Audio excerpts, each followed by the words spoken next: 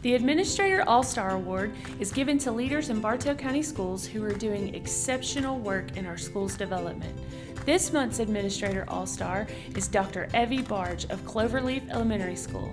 The Bartow native has been in education for 28 years, with 16 of those as an administrator.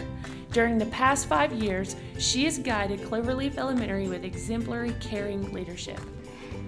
I have been a principal at Cloverleaf for 5 years, and in Bartow County I've been a principal for 11 years.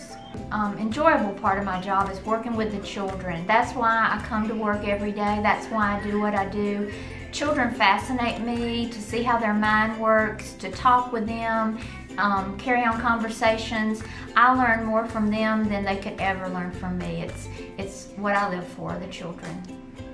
I think the most important aspect of my job as a principal is to maintain balance. We've got to be sure that the children are cared for, that curriculum is taking place, that we are working with the standards, with reading, math, all the content areas.